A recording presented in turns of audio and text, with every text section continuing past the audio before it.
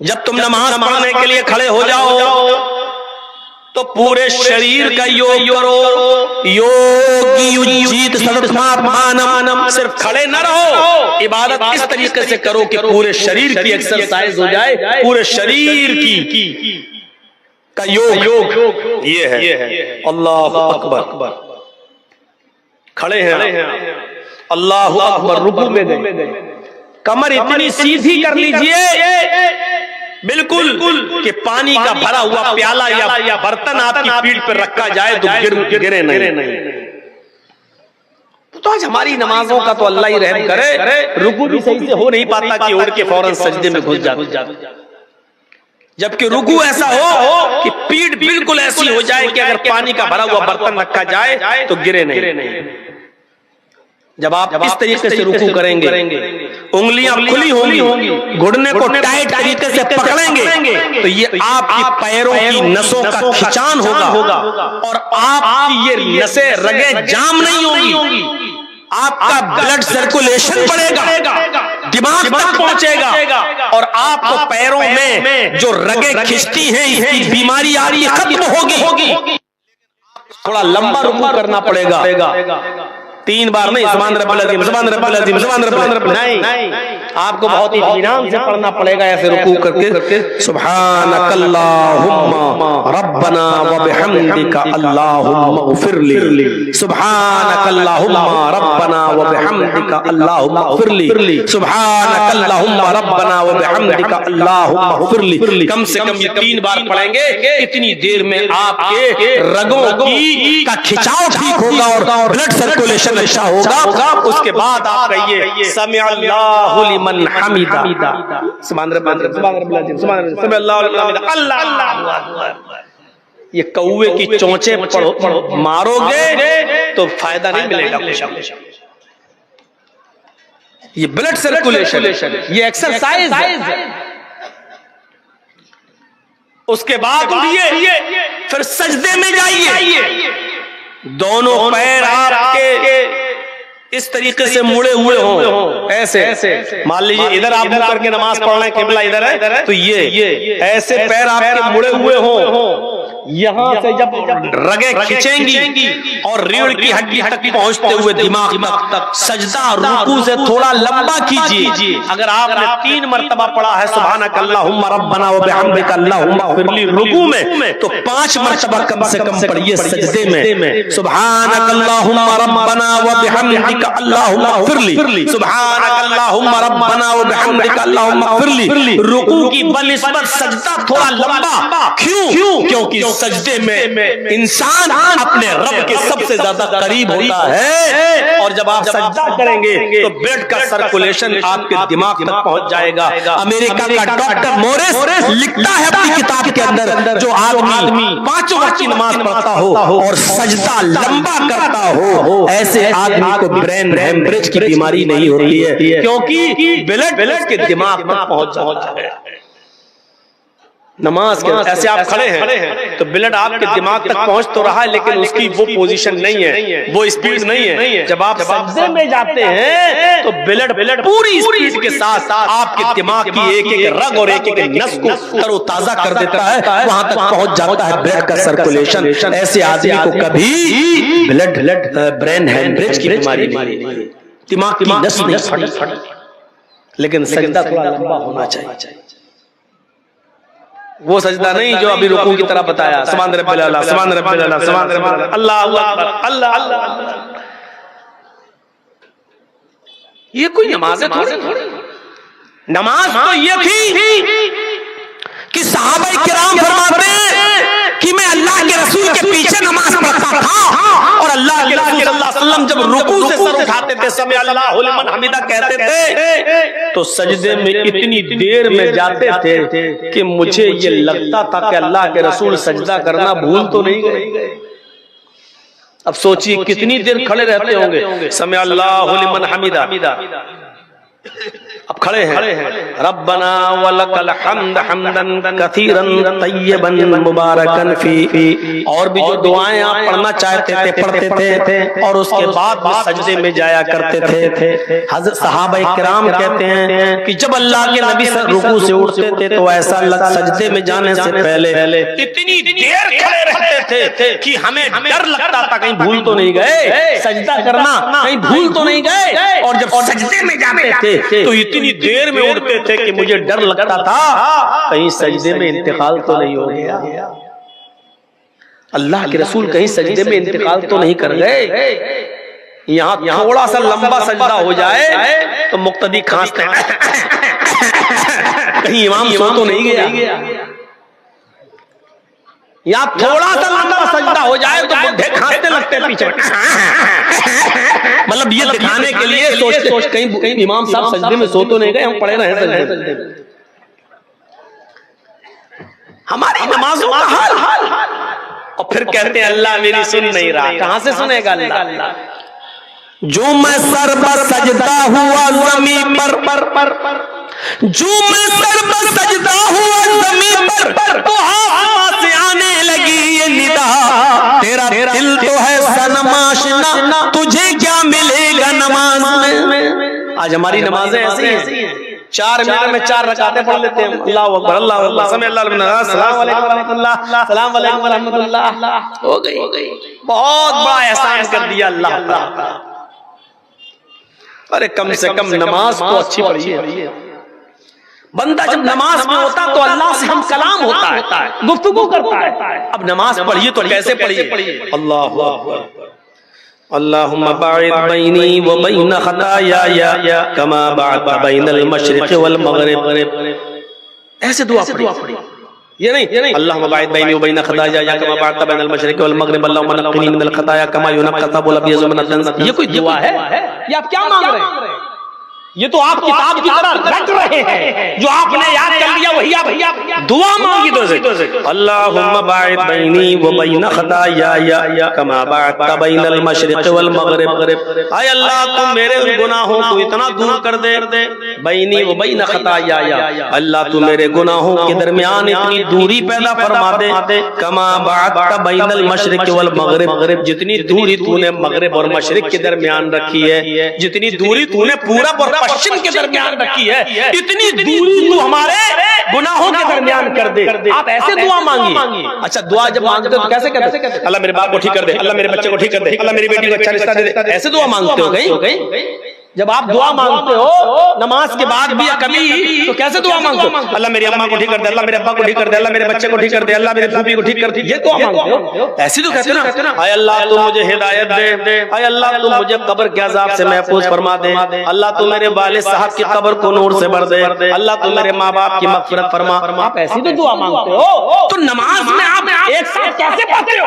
اہدنا الصراط المستقیم صراط الذین انعمت علیہم، ایسے پڑھا نماز میں نیت ماندی الحمدللہ رب العالمین الرحمن الرحیم مالک یوم الدین ایاک نعبد و ایاک نستعین اہدنا الصراط المستقیم۔ ارے بھائی تم دعا مانگ رہے ہو، دعا مانگ رہے ہو، یہ کوئی دعا ہے؟ اہدنا الصراط المستقیم، اے اللہ تو ہم کو سیدھے راستے پر چلا، صراط الذین انعمت علیہم، اے اللہ مجھے ان لوگوں کے راستے پہ چلا جن کے اوپر تو نے انعام نازل کیا ہے، غیر المغضوب علیہم ولا الضالین، اللہ مجھے ان لوگوں کے راستے پہ مت چلا جن کے اوپر تیرا غیظ و غضب اور غصہ نازل ہوا۔ ایسے دعا مانگی جاتی ہے، اکیلے بھی پڑھ رہے ہیں تو ایسے ہی پڑھیے، اہدنا الصراط المستقیم صراط الذین انعمت علیہم غیر المغضوب علیہم ولا الضالین، ایسے اکیلے بھی پڑھ رہے ہو۔ اور رکوع میں جائیے سبحان ربی العظیم نہیں، یہ تو سب سے چھوٹی سی دعا ہے، اور جو جس کو یاد نہ ہو تو یہ دعا پڑھ لے، لیکن رکوع میں بھی مانگیے اللہ سے۔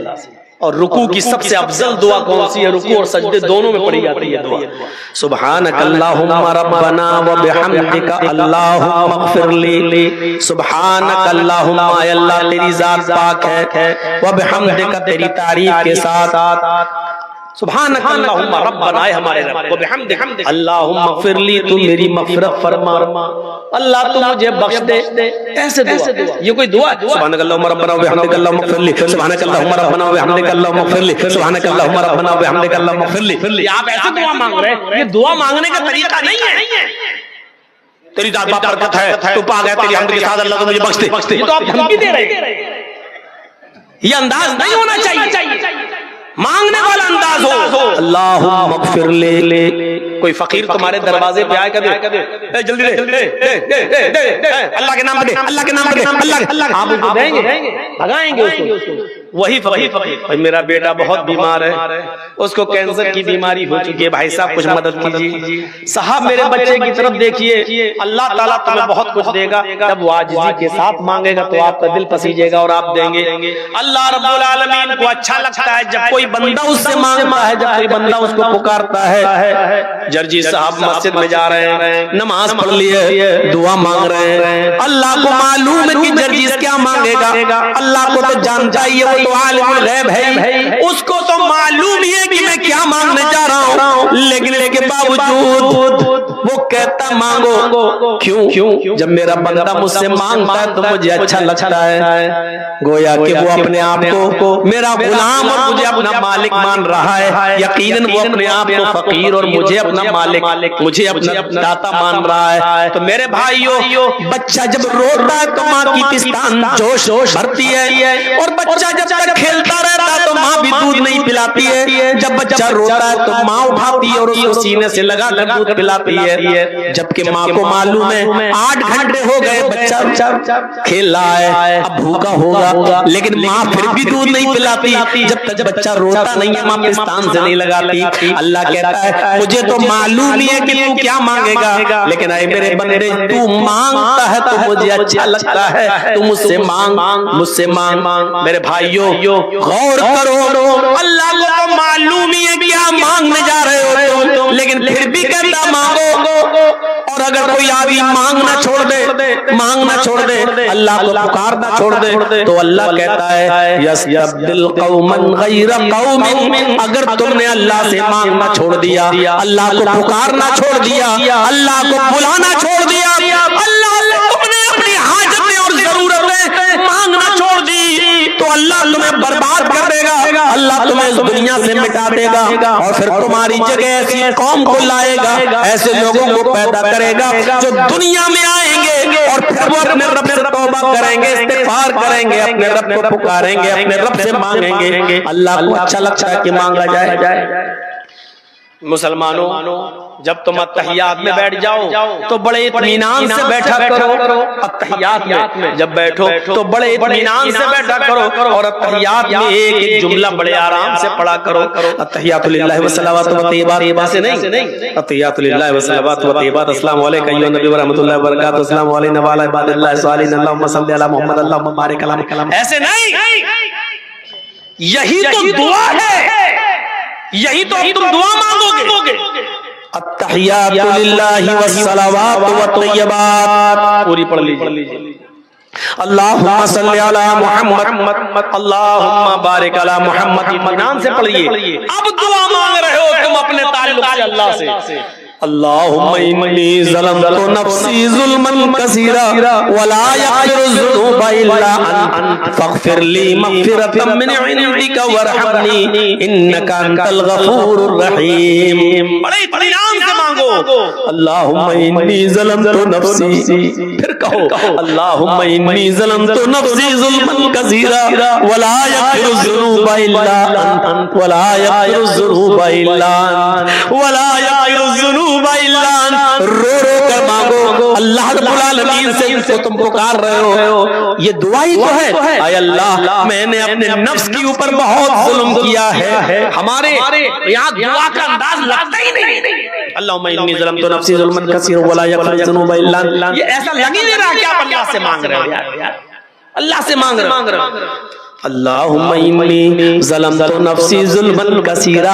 اب لگ رہا اللہ سے مانگ رہے ہو. اے اللہ، میں نے اپنی جان پر، اپنے نفس پر بہت زیادہ ظلم کیا ہے. ولا یغفر الذنوب الا انت، میرے گناہوں کو تیرے علاوہ کوئی معاف نہیں کر سکتا، تیرے علاوہ کوئی بخش نہیں سکتا، فاغفر لی، کھینچ کر پڑھیے، فاغفر لی وارحمنی انک انت الغفور الرحیم۔ ایسے دعا مانگیے، اے اللہ مجھے بخش دے، اے اللہ میرے اوپر رحم فرما، ولا یغفر الذنوب الا انت فاغفر لی مغفرۃ من عندک، اے اللہ مجھے اپنے پاس سے بخش دے، اپنے رحم و کرم سے بخش دے، اے اللہ میری عبادتیں اس لائق نہیں جو مجھے بخشوا سکیں، میری نمازیں اور میرے روزے اس لائق نہیں جو مجھے بخشوا سکیں،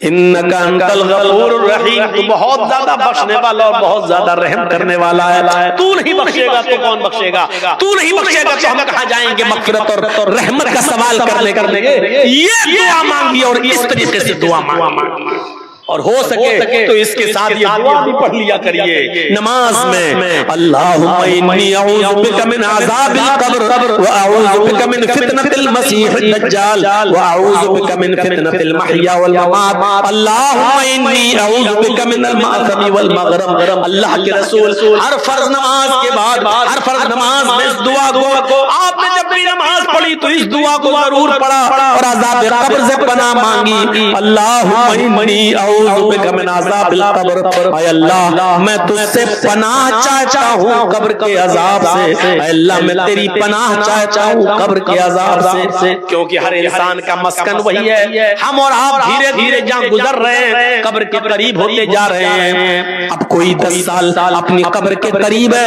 کوئی 5 سال، کوئی 1 سال، کوئی 2 سال، اگلی سال جرجی صاحب کی زندگی رہی تو محبت پور میں پروگرام ہوگا، لیکن آپ لوگوں میں سے بہت سے لوگ اس دنیا میں نہیں ہوں گے، وہ اپنی قبر میں جا چکے ہوں گے، اور اگر جرجیت صاحب تو اللہ نے 5 سال کی زندگی دے دی اور 5 سال کے بعد محبت پور میں پروگرام ہوا تو 5 سال کے بعد نہ جانے کتنے لوگ اس دنیا میں ہوں گے اور کتنی لوگ اپنے قبر میں پہنچ چکے ہوں گے، وہ قبر کا دردناک منظر جس سے اللہ کے نبی ہر نماز میں پناہ مانگا کرتے تھے، ہر نماز میں پناہ مانگا کرتے تھے، آپ لوگ سب لوگ اس دعا کو یاد کر لو، صرف اللہم انی ظلمت نفسی ہے تو آپ نے گناہ کی معافی مانگ لی، لیکن آپ اپنے لیے قبر کے عذاب سے بھی پناہ مانگیے اور دعا کرتے رہیے ہر نماز میں سلام پھیرنے سے پہلے، اللہم انی اعوذ بک من عذاب القبر واعوذ بک من فتنۃ المسیح الدجال واعوذ بک من فتنۃ المحیا والممات، اللہم انی اعوذ بک من المعصم والمغرم۔